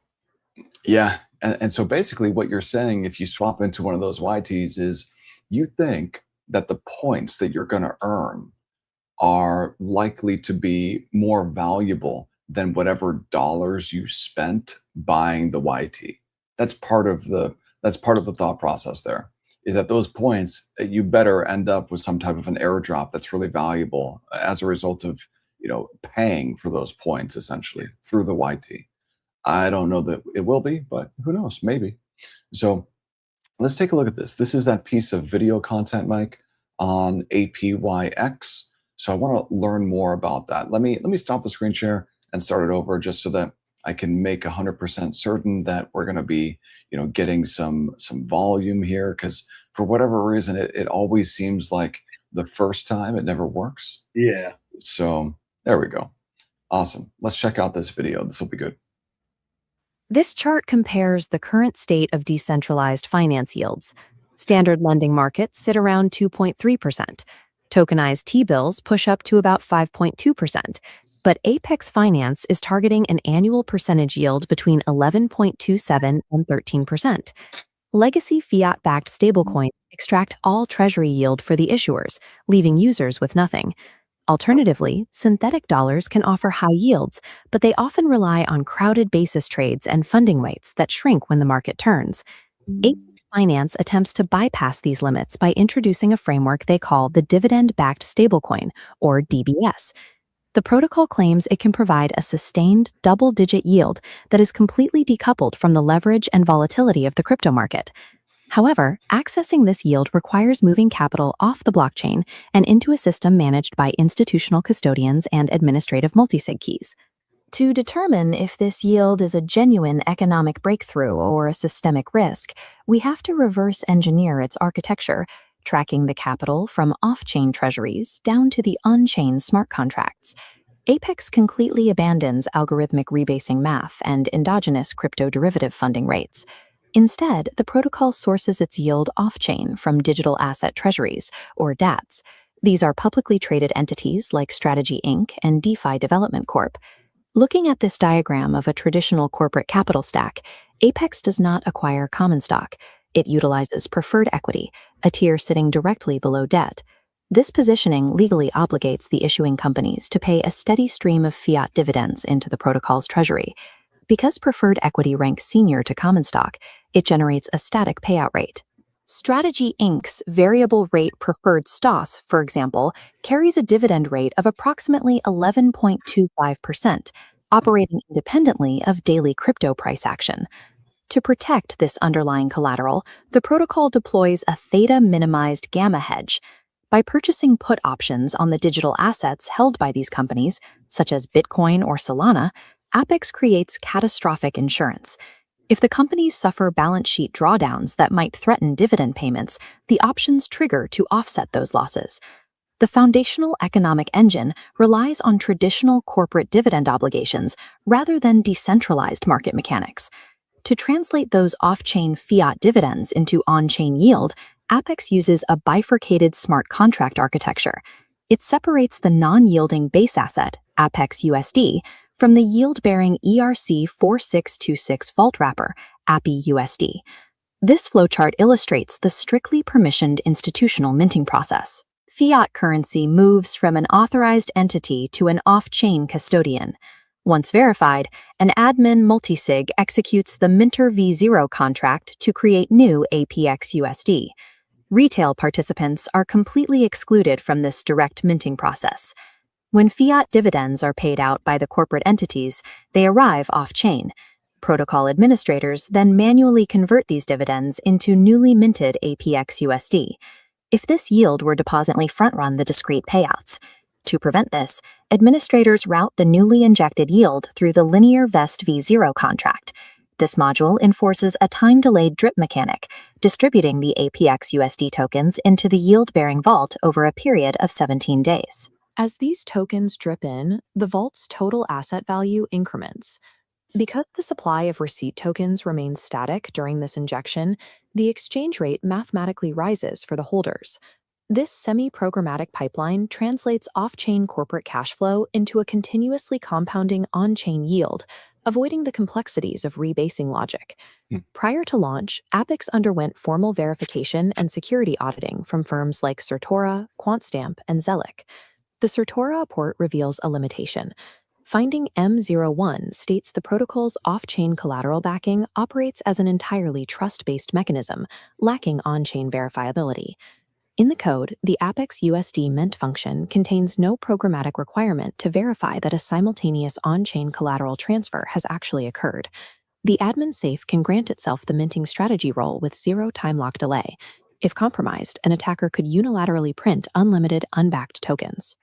The architecture uses... Hold on a second. So when did we recently see that happen? Right? Didn't we see that happen just like 2 weeks ago? And what was that? Layer 0, unauthorized minting? A couple of times this month. There's been like a couple of dozen. Different. Some of them are just a couple $100,000, but some of them are hundreds of millions of dollars, and it's had to do with those admin keys. Yeah. So this is definitely an attack vector. UUPS proxies without mandatory time locks, allowing instant code alterations before participants exit. Analysis of the access manager reveals severe role concentration. 5 of the 6 signers on the primary admin safe match the operation safe exactly. The protocol also relies on a manual rate oracle to dictate asset pricing, rather than a decentralized, manipulation-resistant, time-weighted average price system. While the economic math is consistent, the smart contracts require retail users to place trust in the operational security of a highly concentrated team. Because the protocol's redemption facility is permissioned, retail users cannot burn APX USD directly. Okay, so think about how dangerous that is for a retail user. Because if you hold APX USD, the only way you can exit is through a liquidity pool. And so if there's some problem, you can't burn it. Like you can't return your APX USD to the protocol and receive USD in exchange. You've got to go directly to a pool. RSEs. Yeah. Yeah. So this is definitely, this is why we do these deep dives, so that we can understand the risks. That's what we're looking for. And often we learn things. I mean, it's not like, we know all this, everything, and we're pretending like we know all this. We're putting this information out in a very, with integrity, to where, we'll call ourselves out if we're wrong about something. And we highly suggest that you in the chat, if you see something that's potentially wrong with the this presentation, or something we say you feel is off, and you can cite a source to where we can verify and correct ourselves, please, by all means, do so. So, sorry, go ahead, David. This is great. I love learning this stuff live. This is the learning process put out there live for everyone to see. For the underlying collateral. Instead, they are entirely dependent on the depth of secondary decentralized exchanges to exit their positions. Right. This chart visualizes the scale of that dependency. By late March 2026, the total circulating supply of APYS-USD reached approximately $67 million. But the primary secondary market hub, the Curve Finance Pool, held only about $5.5 million. Decentralized liquidity covers a mere 4.1% of the total supply. If a macroeconomic shock or loss of confidence in the off-chain collateral triggers a sudden exit, it creates a crushing wave of selling pressure. Right. A mass retail exit would rapidly drain the automated market makers. Once that $5.5 million pool is exhausted, the token's exchange rate would snap below its $1 peg. This is a structural duration mismatch. Without authorized automated arbitrators to burn tokens directly, retail holders will absorb massive slippage during a liquidity crunch. Apex Finance has built a structural moat against the yield compression cycles that plague other protocols. Its model bypasses standard scalable limits by utilizing static corporate obligations rather than derivative basis trades. But that yield must be weighed against a significant burden for the end user: off-chain opacity, untime-locked proxy upgradability, and a systemic liquidity deficit. For long-term viability, the protocol must execute its promised transition to DAO governance and instate programmatic time locks across its administrative multisigs. It also requires verifiable cryptographic proof of reserves to eliminate the trust assumptions surrounding the off-chain equity. Apex Finance represents a powerful proof of concept for bridging corporate capital markets to decentralized ledgers, but currently it operates with the trust assumptions of a centralized bank wrapped in a DeFi interface. Wow, so that's really powerful. That was a great piece of content there. I actually know quite a bit more about, Apex, however you want to describe or pronounce this word, APX finance. I know a lot more about it now, and the failure mechanisms make a lot more sense. And so when I'm taking a look at just this chart, right? Basically, the way that this thing fails is if there's some disconnect between the off-chain liquidity and the token on-chain. So this thing, although it's done a pretty great job of maintaining the peg, look, we've got to know what all the risks are before you decide to, go after a looping yield like, 50% on the APX token. Or if we just go back here and take a look at the other one, we're talking about nearly 90% on the APY USD token. So these are on the PTs. These are looping yields on the PTs. So these are really, really attractive yields. And now that we know how that underlying yield is generated for that APY USD and APX USD product, now, hey, maybe I know a little bit more about how much to allocate if I'm going to run this play. So I It's like an it's an attractive yield. I'd do it. it. 100%, 100%. And so now that we've taken a look at that, let's go ahead and switch gears and let's, check in on Pendle, the Pendle token itself. So, Mike, the reason why I'm so interested in this, as we were talking about earlier, is, Arrow is about to undergo a similar upgrade from BE33 to staked Arrow. And so it looks like Pendle has already done this. And I'm just really curious here to see, what has the result been? What does that upgrade actually look like? So let's take a look at this piece of video content here. Let's learn about. By early 2026, the decentralized finance ecosystem hit a structural wall. Success had historically been measured by total value locked, but that metric hid a massive inefficiency. Most of that liquidity was functionally dead. Across major decentralized exchanges and lending platforms, an estimated $12 billion in capital sits completely dormant. It earns zero organic yield, produces no external utility, and contributes nothing to its host protocols. This dual metric graph tracks Pendle Finance's absolute dominance during 2025. On the left, you can see their total value locked soaring to an all-time peak of $13.4 billion, while the protocol simultaneously generated $34.9 million in real fee revenue for its holders. Despite that overwhelming performance, the native Pendle token crashed. As you can see by the red trend line appearing on the right, the asset dropped 62%. The source of that discount was the protocol's own architecture. The legacy vote escrow model required users to lock tokens for up to 2 years before capturing any share of the protocol's cash flows. By demanding absolute capital immobility, the system pushed sophisticated actors away. By late 2025, only 20% of the circulating Pendle supply was meaningfully engaged in the governance system. To survive the capital efficiency demands of 2026, Pendle systematically dismantled that legacy structure. They engineered a deflationary, liquid economic loop centered around a new primitive. The protocol's survival required realizing that a rigidly locked governance token was actively suffocating the network's liquidity and blocking institutional adoption. They replaced the rigid lockups with the highly flexible, composable S-Pendle architecture, shattering the old barriers to entry. Converting native Pendle into S-Pendle happens at a strict 1-to-1 ratio. A user deposits their tokens and instantly transforms trapped capital into a fully liquid asset. Institutions require exit liquidity. The cooldown flow enforces a 14-day unbonding period, stripping the token's voting rights and yield. Alternatively, the instant unstake pathway bypasses the timer for a 5% penalty, which is routed back to active stakers to boost yields. The transition also removed the operational burden of the legacy model, eliminating the complex requirement of manual, weekly gauge routing to maintain rewards. Instead, holding S-Pendle establishes a passive default baseline. Users automatically accrue their share of protocol revenue without constant manual intervention. Governance intervention is now strictly reserved for macro-level Pendle protocol proposals.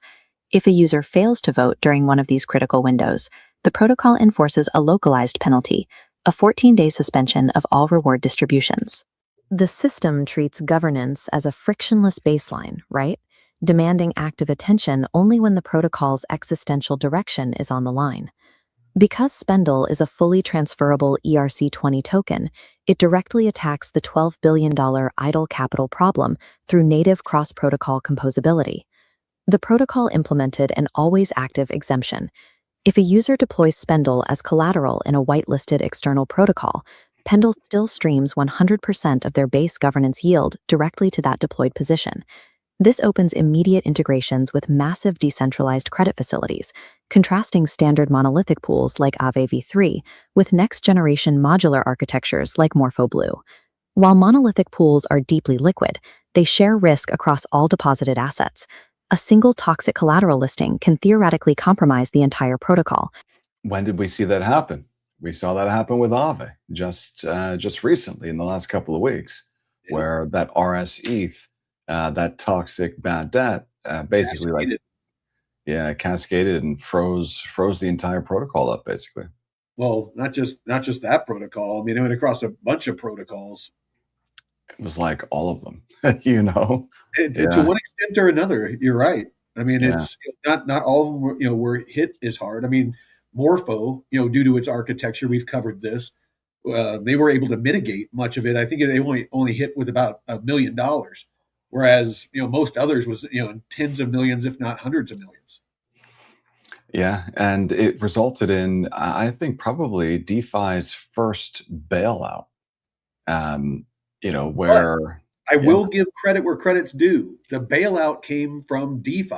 It didn't come from the government. It didn't come from tax dollars. DeFi stepped up. Aave and Stani and a bunch of others. Stepped up and donated ETH and stuff like that to fill the chasm of liquidity that needed to be filled. So it does say a lot for DeFi.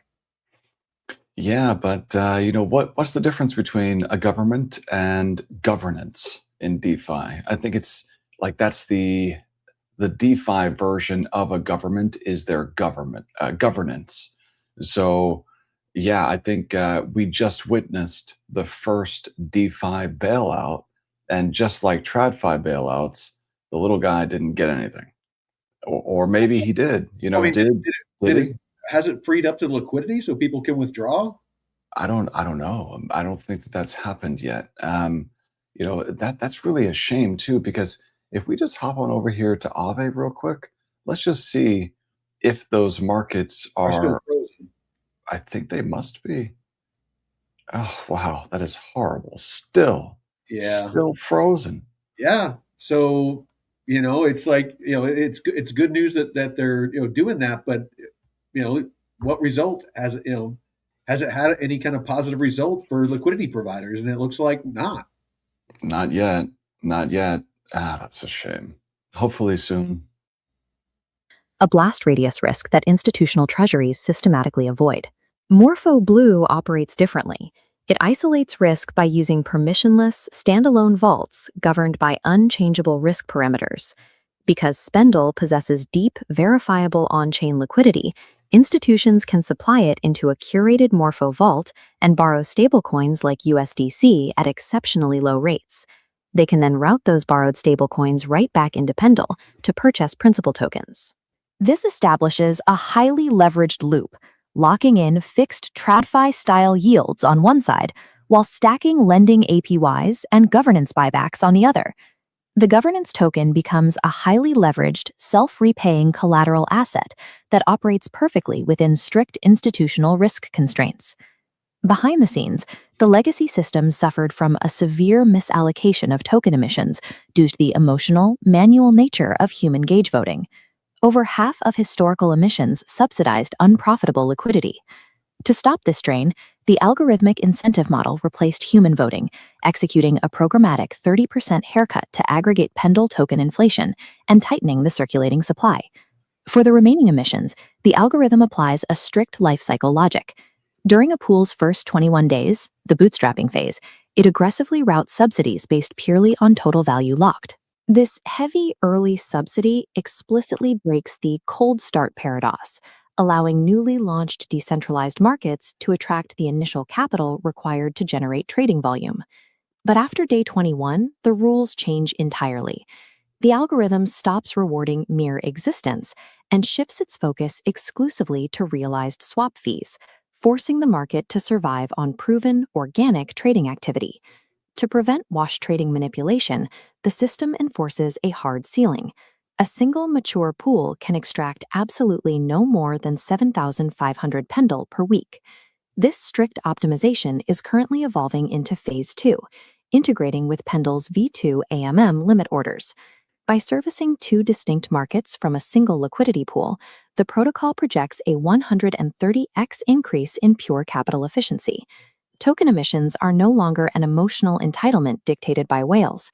They are a ruthlessly optimized reward for verifiable, consistent protocol utility. The ultimate macroeconomic objective of the Spendle upgrade is permanently transforming the governance token from a high-inflation proxy into a tangible cash flow instrument. Exactly 20% of generated swap fees are routed back to liquidity providers. The remaining 80%, plus 100% of yield token fees, funnel into a central vault. This vault executes real-time token buybacks on the open market, distributing them as pure yield to active Spendle stakers. To exponentially scale that exact revenue engine, Pendle launched Boros, a specialized margin trading venue designed to expand the protocol beyond liquid staking tokens. Boros mathematically isolates fluctuating perpetual futures funding rates and abstracts them. So Boros is probably Boros and Pendle. These are two of my favorite protocols in DeFi, these two together. Yeah. Easily tradable fixed yield units. The total addressable market for perpetual open interest hovers near $63 billion. It is one of the deepest, most persistent capital sinks in all of cryptocurrency. Capturing even a fraction of that $63 billion market routes massive, continuous trading fees directly into the protocol's underlying automated token buyback engine. By diversifying into perpetual futures, Pendle completely removes its dependency on total value locked. It translates raw trading volume into real-time, price-agnostic buying pressure for the token. The protocol addressed the 2025 illiquidity discount by pairing a 30% algorithmic supply contraction with programmatic automated buyback pressure. That precise combination of reduced inflation and volume-driven revenue sharing established a fiercely deflationary economic loop. This shift represents a broader protocol maturation. Verifiable utility and cross-platform composability have definitively triumphed over the antiquated reliance on forced capital immobility. Pendle's architecture is now engineered to bridge the $400 trillion traditional finance fixed income market.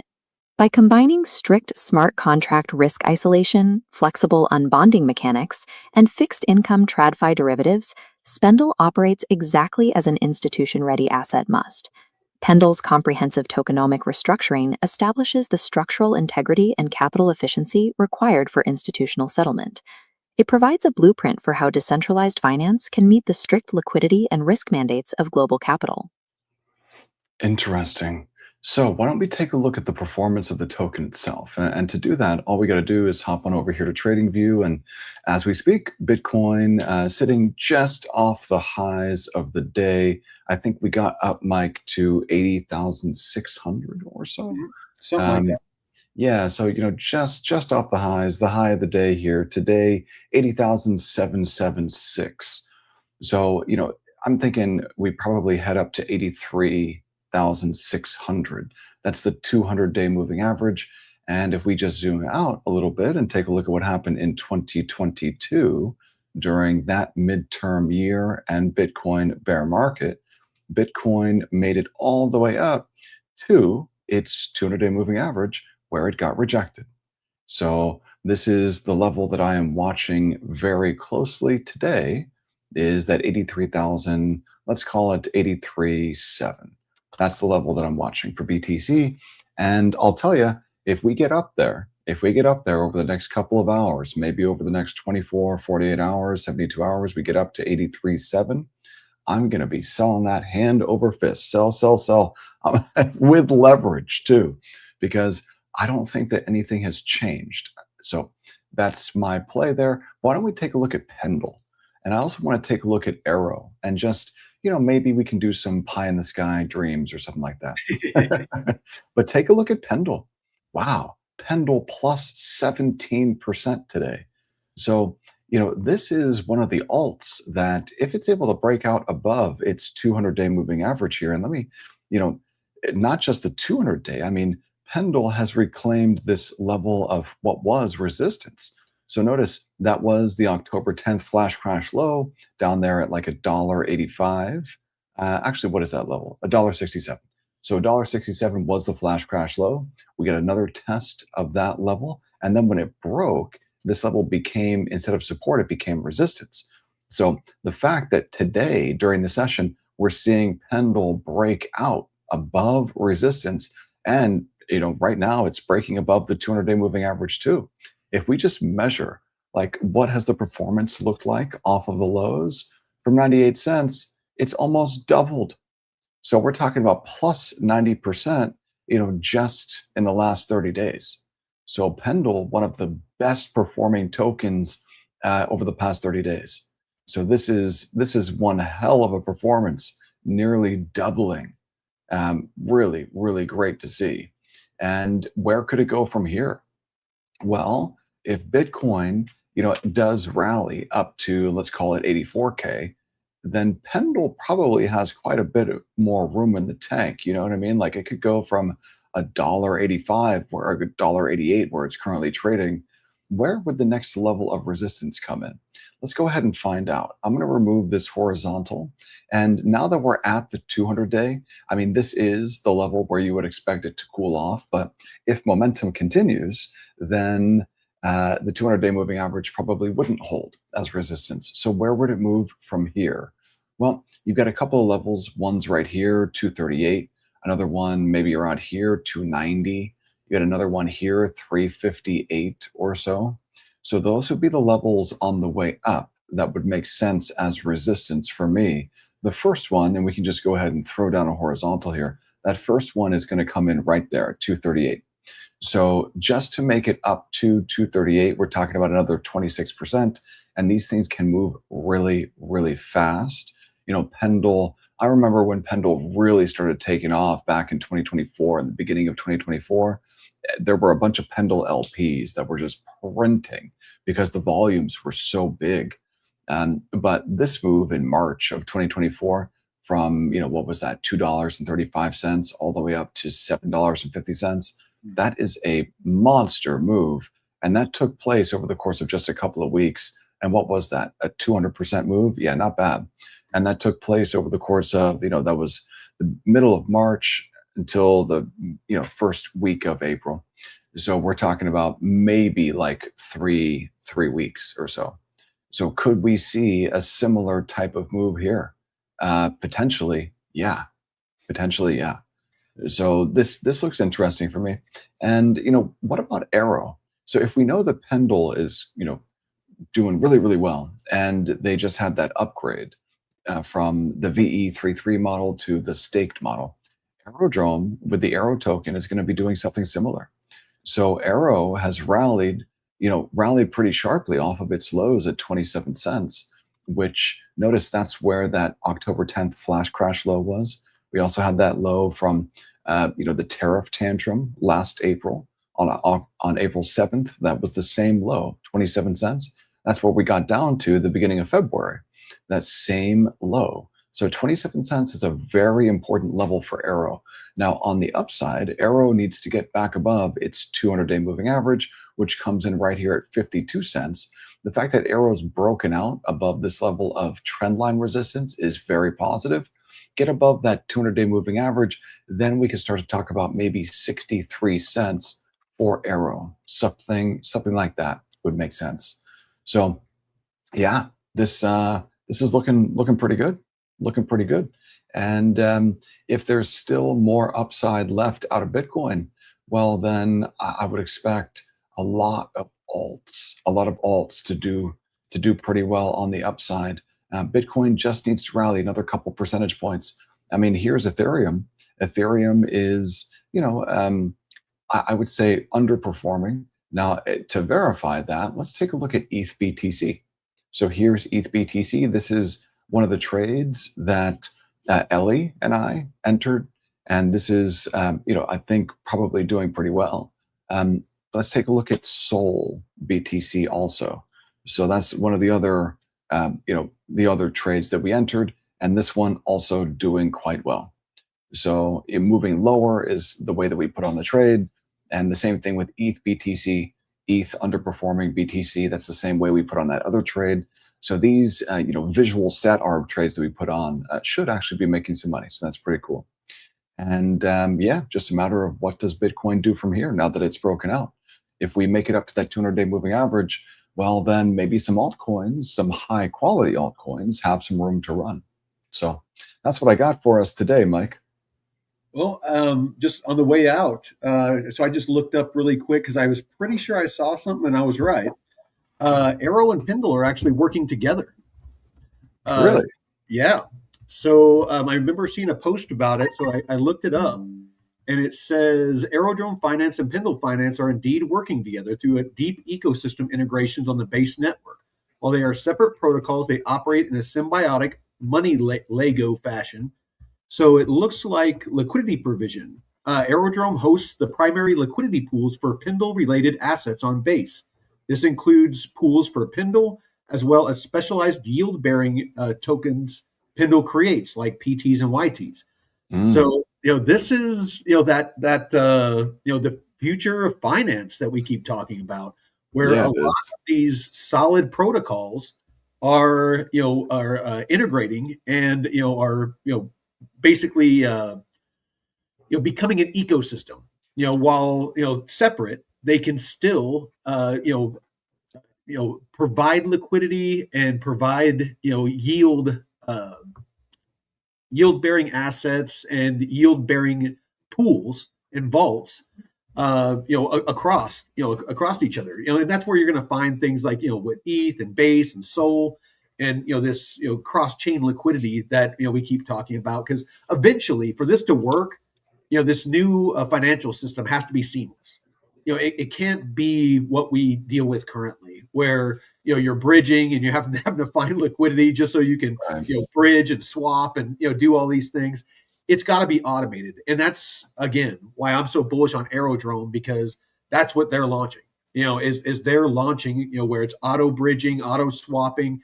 It seeks out the optimal movement of your liquidity with whatever it is that you're doing. So I'm excited to see what it does. But Me do you too. have anything on closing thoughts on the way out, David? Yeah, just want to let everyone know that over the next couple of days here, hopefully, there will be all of our products available on the website.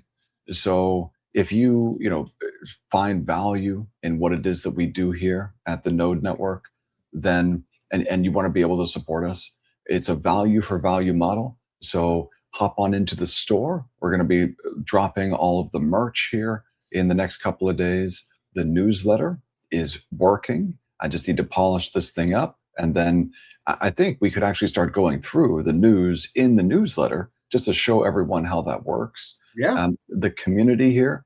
So what I'm thinking is the calls that I run in school, if we run those same calls in school, in Discord, and on a private link in YouTube, then anyone who is interested in, being able to, talk to me live, or Mike, if you want to join, or anyone from the team, the Node Network team, if you want to join, of course, please do. But I think that would provide a lot of value. I know that it would provide a lot of value for any of our community members. Studying and emergency prep and shooting and stuff like that. I mean, I could definitely offer some stuff in there. 100%. And I know there's a lot of people who would love the opportunity to be able to talk to us live like that in a Google Meets call, a private Google Meets call, just for community members who are paying for that service. The courses here, this is all no charge, but what I'm going to do is I built this little piece of software I call a zap button. And basically, it just allows you to connect your Lightning wallet and zap a couple Satoshis. So if you want to support the Node Network that way, you'll be able to do that. And then, of course, the coaching, this is all, bespoke for you, depending on the skill set that you want to build. But the store, the newsletter, the Discord, school, and YouTube calls, the zap button, these are all different ways that you can support the Node Network. So over the next couple of days here, I will hopefully have all of our products built out and live. And if you want to support us, like, share, subscribe, but also head on over to the node.pro and see if there's something that you like there. So absolutely. Well, appreciate you all. And if you want to check out our next show, we got, let's see, what do we got? So Jeff right now is not live, but he has a pre-record for the blockchain report, if you want to check that out. And I think that's all and then we got the market wrap. David's market wrap is later today. Like I said, about 15, 20 minutes of charts. And that's 1 p.m. Pacific, 4 p.m. Eastern. And I think that's all we got for today. So with that, I hope everybody has a great day. And until next time, Veteran Crypto out. Peace.